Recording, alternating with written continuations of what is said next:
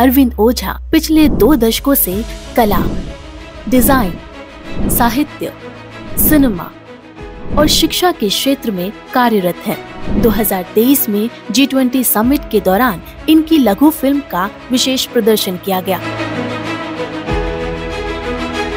अरविंद ओझा को कई अवसरों पर विभिन्न पुरस्कारों से भी सम्मानित किया गया है। नमस्कार।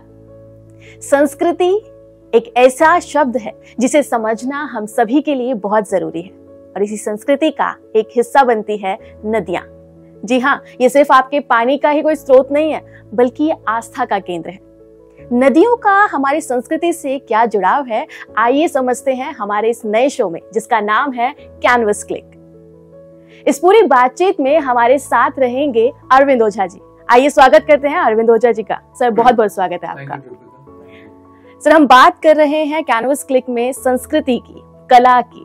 मैं चाहूंगी कि आप हमारे दर्शकों को बताइए कि आखिर ये संस्कृति है क्या? जी संस्कृति दरअसल एक बहुत ही व्यापक अवधारणा है और जब भी कोई व्यक्ति संस्कृति के बारे में सोचता है तो बहुत सारे अर्थ जो है प्रकट होते हैं उसके लिए। लेकिन संस्कृति के जो अर्थ हैं उसके बहुत सारे स्तर हैं। संस्कृति दरअसल एक सामूहिक संस्कार है जीवन का, जिसमें बहुत सारे लोग जो है अपनी मान्यताओं, विश्वासों और आस्थाओं के साथ अपने जीवन को जीते हैं। तो उनके जो विश्वास हैं, उनकी जो मान्यताएं हैं, उनकी जो आस्थाएं हैं, वो जब जीवन क्रम में जब एक सुनिश्चित रूप लेती हैं, एक ऑर्डर्ड फॉर्म में जब वो हमें दिखना शुरू करती हैं, तो संस्कृति कहलाती है। तो मूलतः व्यक्ति के अंदर के जो संस्कार हैं वही अंततः संस्कृति का रूप लेते हैं। तो सर, क्या ऐसा भी है कि संस्कृति के अपने अलग अलग रूप हो सकते हैं, यानी कि प्रकृति या इसमें हम कला, इसको भी ऐड कर सकते हैं, या संस्कृति सबके लिए एक जैसी है? नहीं, बिल्कुल नहीं। बहुत बड़े अगर अर्थों में हम बात करें तो संस्कृति की जो मूल जो अर्थ है, जो उसकी मूल जो संकल्पना है, जो उसके मूल जो मोटिव है, वो तो एक है।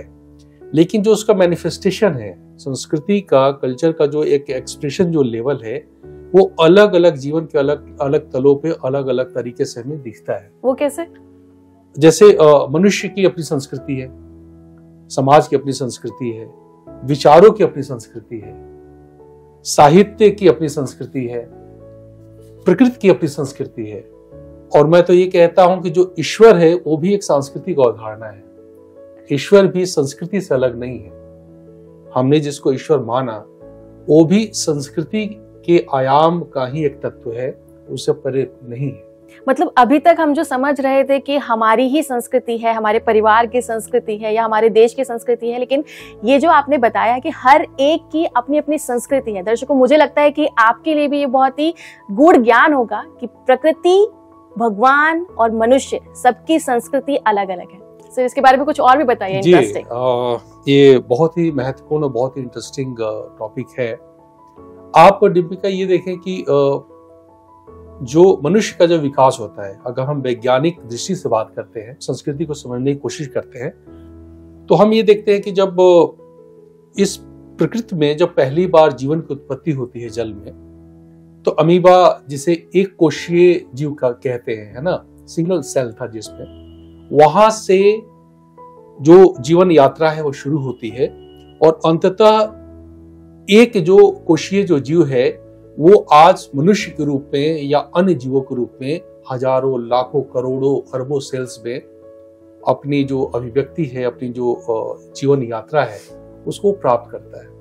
तो अमीबा से लेकर जो होमो सेपियन के जिस रूप को हम जानते हैं, या हो सकता है कि उससे भी बेहतर इंटेलिजेंट जीव इस पृथ्वी पर और इस प्रकृति में हों, बहुत सारी चीजें हैं जो हमें पता भी नहीं है। तो ये जो पूरा जो क्रम है कि जब भी कोई जीवन यात्रा या ऊर्जा का प्रवाह अपने किसी ऑर्डर्ड फॉर्म में यात्रा करती है, तो वो संस्कृति ही कहलाती है, जिसमें एक संतुलन होता है। मैंने बताया भी था और मैं अक्सर मैं बताता भी हूं जहां भी मैं जाता हूं कि संस्कृति मूलतः सम और कृति 2 शब्द है उससे बनती है। कृति का अर्थ है कार्य जो हम कार्य करते हैं, और सम का अर्थ है सम्यक, संतुलन और समता। तो इसका अर्थ वो होता है कि हम एक ऐसा जब हम कार्य करते हैं जो एक ऑर्डर फॉर्म में होता है, जिससे संतुलन उपस्थित होता है हमारे जीवन में, और उस संतुलन से हमारे जीवन में सौंदर्य आता है। तो वो सारी यात्राएं विचार की, भाव की और अन्य जितनी भी हैं, वो चाहे भौतिक तल पे है, मानसिक तल पे है या आध्यात्मिक तल पे है, वो सब की सब जब भी किसी ऑर्डर फॉर्म में आती है तो संस्कृति का ही रूप लेती है। जैसे मैंने बोला कि ईश्वर भी एक सांस्कृतिक अवधारणा है, क्योंकि प्रकृति से मनुष्य और मनुष्य से ईश्वर का एक क्रम है। अच्छा। प्रकृति जो है वो उसको माना जाता है कि वो मनुष्य उन्मुख है, मनुष्य की तरफ प्रकृति का रुख है, और मनुष्य देवता बनना चाहता है। तो इनके बीच में भी जो गैप्स हैं, इसमें बहुत सारे स्टेप्स हैं जिसको अगर लोग फॉलो करते हैं तो आज नहीं तो कल मनुष्य जो है, वो जो पुरुष है वो पुरुषोत्तम बन जाता है।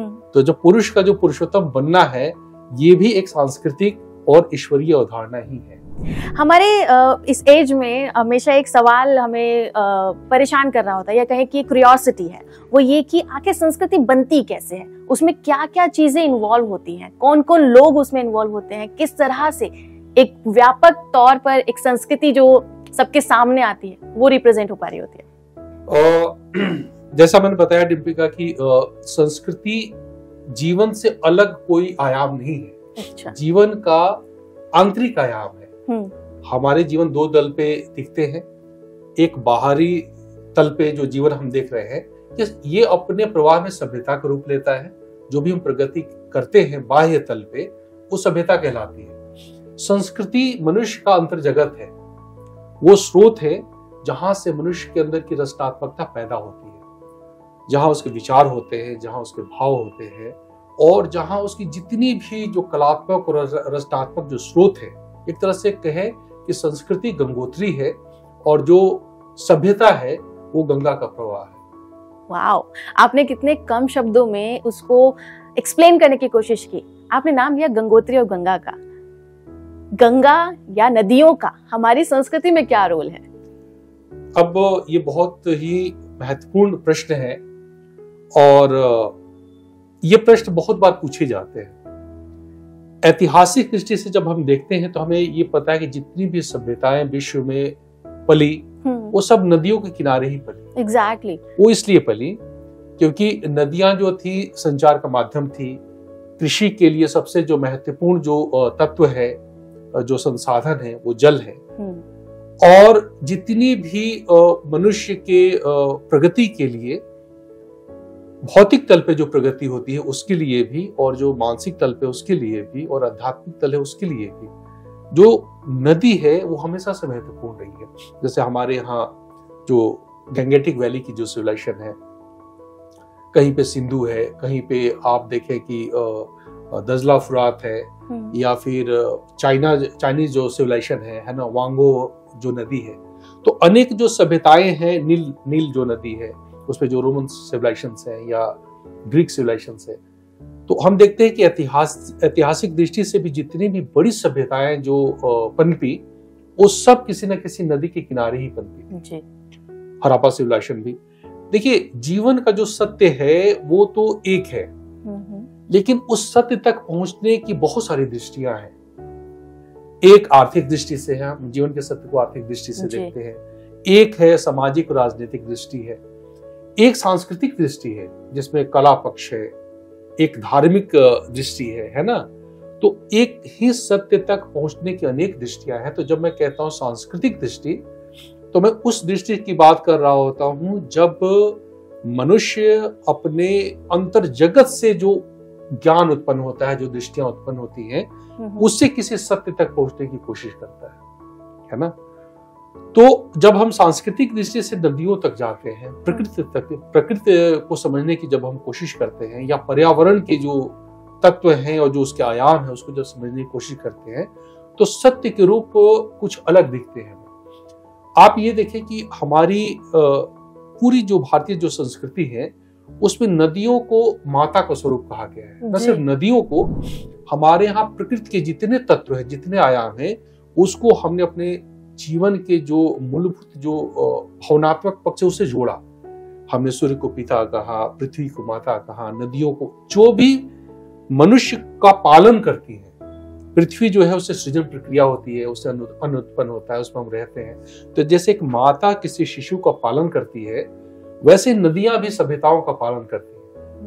तो उन सारे ही सृजनात्मक शक्तियां जो मनुष्य के प्रगति में, उनके डेवलपमेंट में सहायक रही, उन सबको माता का स्वरूप हमने कहा। अब गंगा, यमुना, सरस्वती 3 मूलभूत जो है हमारे परंपरा में बहुत महत्वपूर्ण नदियां हैं। गंगा को हमने सबसे ज्यादा महत्वपूर्ण इसलिए माना क्योंकि गंगा के साथ मिथक जुड़ा हुआ कि कैसे भागीरथी गंगा को लेकर आते हैं और कैसे जो पूरा जो वंश है वो कैसे उसका तारण होता है ना। आप सबको पता है। लेकिन हम थोड़ा सा अगर और तात्विक दृष्टि से इस प्रश्न को देखते हैं तो गंगा मूलतः क्या है कि ज्ञान का प्रतीक है। वो एक अमृत धारा है। ये पूरा संसार मृत्यु लोक है जहां पे हर चीज का क्षय हो जाता है।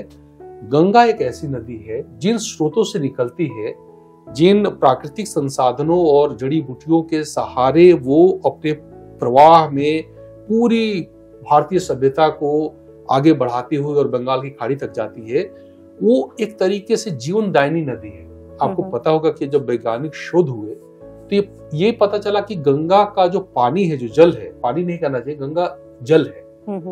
तो जल के जो गुण हैं वो ऐसे हैं कि आप उसको सालों साल भी रख दें तो वो पानी खराब नहीं होता। उस जल के ऐसे संरचनाएं हैं, उसके कंपोजिशन ऐसे हैं कि उसके जो एटॉमिक जो कंपोजिशन ऐसे हैं कि वो सालों साल, और न सिर्फ ये, उसमें ये भी पाया गया कि उसमें कोई भी आप अशुद्धि डाल दें वो शुद्ध हो जाता है। तो ऐसा क्या सिर्फ गंगा नदी के साथ है? क्योंकि आपने बोला कि सरस्वती, यमुना ये भी हमारे पूरी की पूरी संस्कृति में इम्पोर्टेंट मानी गई है, तो बाकी नदियों में भी यही सब मिलता है? गंगा नदी में मुख्यतः है, क्योंकि गंगा नदी में ये देखा गया कि उसके एटॉमिक कंपोजिशन में ऐसे बैक्टीरियाज हैं कि कुछ भी आप उसमें डालें वो उसको खा जाते हैं और उसकी जो शुद्धता है वो हमेशा मेंटेन रहती है। और स्वास्थ्य के लिए, पर्यावरण के लिए जो गंगा जो नदी का जो जल है वो निसंदेह एक बहुत ही महत्वपूर्ण और बहुत ही लाभदायी जो कह सकते हैं वो जल रहा है। एक और संभावनाएं ये कही जाती है कि चूंकि जल जो होते हैं उसमें स्मृतियां होती है ना। स्मृतियां सिर्फ मनुष्य के मन में नहीं होती। अच्छा। प्रकृति के अंदर ही स्मृतियां होती हैं। माइंड सिर्फ मनुष्य के अंदर नहीं है, पशु के अंदर है, वनस्पति के अंदर है, पानी के अंदर है। ये जो कुछ भी चलायमान दिखता है सबके अंदर एक इंटेलिजेंस है और उस इंटेलिजेंस के साथ एक मेमोरी सेल भी होती है। अच्छा। हाँ, इसीलिए आप ये देखते हैं कि हमारी परंपरा में जब हम देखते हैं कि जब कोई ऋषि जल को अभिमंत्रित करके और मंत्र पढ़ते हैं तो उसका असर होता है, चाहे वो आशीर्वाद के रूप में दें या अभिशाप के रूप में। ये भी मान्यता है कि आप अगर, चूंकि उसकी जो एटॉमिक सेल्स हैं वो सबसे ज्यादा, उनमें क्षमता होती है कि आप कोई भी ध्वनि, मंत्र क्या ध्वनि है जी, तो ध्वनि का जब आघात उनके सेल पे होते हैं तो वो उसको एब्जॉर्ब कर लेते हैं। इसीलिए बहुत बार कहा जाता है कि जब आपको कुछ स्वास्थ्य ठीक नहीं है तो आप तांबे के बर्तन में पानी रखकर सोइए, फिर उसको पीजिए, है ना। तो ये प्रमाणिक है, ये कोई अंधविश्वास नहीं है, ये वैज्ञानिक रूप से प्रमाणिक है। और ठीक इसी तरीके से कहा जाता है कि जो गंगा नदी है, हजारों साल से ऋषियों ने वहां पे तपस्या की है। उनका मंत्रोच्चार के जो प्रभाव है वो गंगा जल में सम्मिलित है। ये भी कारण है कि वो गंगा जल है इतना पावन है। तो क्या इसी वजह से हमारे पूरे कल्चर में नदियों को पूजने का भी एक सिस्टम है कि हम लोग उनकी पूजा करते हैं, उनको माता का तो आपने बताया है कि क्यों रीजन है इसके पीछे, तो क्या पूजा करना भी इसी से रिलेटेड है? हाँ, देखिए बहुत बार क्या होता है कि जब सभ्यता संस्कृति के कुछ जो ज्ञान तत्व होते हैं जब वो विस्तार पाते हैं, उसके प्रभाव को जब व्यक्ति अपने जीवन में देखता है तो श्रद्धावश जो है वो क्या बोलते हैं उसको समर्पित हो जाता है उस भाव को, है ना। तो जो जितने भी कर्मकांड है कि हम उसको पूजा करते हैं या अस्थि विसर्जन करते हैं, ये बहुत बाद की चीजें हैं और करना कोई गलत नहीं है। क्योंकि देखिए अंततः या अल्टीमेटली क्या है जीवन में कि हमें एक सुंदर जीवन रचना है, एक सुंदर समाज की स्थापना करनी है, एक सुंदर व्यक्ति और मनुष्य हमें सृजित करना है। तो उसके लिए सबसे महत्वपूर्ण है कि हमारे हृदय में प्रेम हो, हमारे विचार की जो दृष्टि है वो व्यापक हो। उसके लिए हमारे अंदर जब तक से समर्पण भाव नहीं होगा, कृतज्ञता नहीं होगी, प्रकृति के प्रति मित्रता का भाव नहीं होगा, तब तक से हम अपने हृदय में प्रेम को धारण नहीं कर सकते। इसीलिए जितने कर्मकांड है उसमें एक अतिरेक विनम्रता है, एक अतिरिक्त समर्पण है। लेकिन डिम्पिका, जो मैं बात कहना चाह रहा था, गंगा यमुना सरस्वती की आपने बात करी, देखिए यमुना और सरस्वती सहायक नदियां हैं, गंगा अकेली नहीं है। गंगा जब निकलती है तो कभी भागीरथी कहलाती है, कभी वो मंदाकिनी बनती है, कभी अलकनंदा बनती है। देवप्रयाग में जब वो योग होता है दो नदियों का, अलकनंदा और उसका मंदाकिनी का, वहां से वो गंगा बनकर निकलती है ना। आप जाएं अपने वहां पे देखें कि कैसे दो अलग अलग रंगों की जो नदियां मिलती हैं। लेकिन जो तात्विक जो बात है, मुझे नहीं लगता कि ये लोगों को पता होगा। मैं एक बहुत महत्वपूर्ण बात कहना चाहता हूँ। देखिए, गंगा ज्ञान का प्रतीक है। यमुना यम शब्द से बना है। यम का अर्थ होता है नियम। यमुना जो है वो नियम है, नियमबद्ध है। और सरस्वती जो है, सरस्वती रस स्वरूप है, सरस है, इसीलिए सरस्वती है। तो इसका मतलब क्या हुआ कि जब ज्ञान रस बनता है तो उसके लिए क्या चाहिए, उसको नियम में बंधना पड़ता है ना। तो ज्ञान, अच्छा रस क्यों चाहिए, क्योंकि जो हम जिस जीवन हम जीते हैं वो भाव वाला जीवन है। हम लोग शास्त्रीय चीजें, बहुत बड़ी बड़ी बातों को ज्यादा महत्व नहीं देते, हमें सीधी सीधी छोटी छोटी बातें चाहिए। तो जब शास्त्र, जब ज्ञान का जो बड़ा स्वरूप होता है, जब इस संसार तक यात्रा करता है, लोक तक यात्रा करता है, तो उसको किसी खास नियम में बंद कराना पड़ता है। राम को रसायन बनना पड़ता है।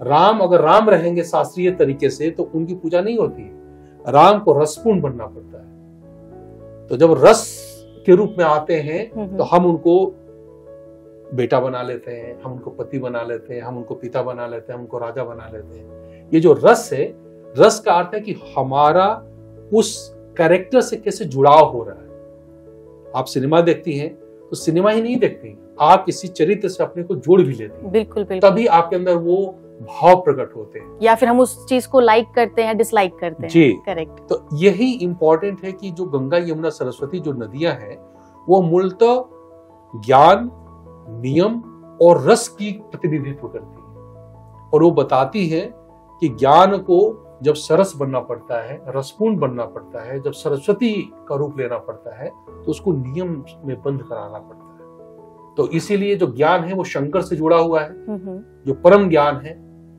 यमुना जो है नियम, आप देखते हैं कि पूरी महाभारत की कथा होती हुई यमुना के तट पर होती है। हाँ। कृष्ण गंगा के तट पर नहीं होती है। करेक्ट। तो कृष्ण जो है, पूरी महाभारत नियमों की लड़ाई है, नैतिकता की लड़ाई है, धर्म की लड़ाई नहीं थी वो। उसमें नैतिकता और नियम पे जोर था। वो नियम तोड़े भी जाते हैं और नियम बनाए भी जाते हैं।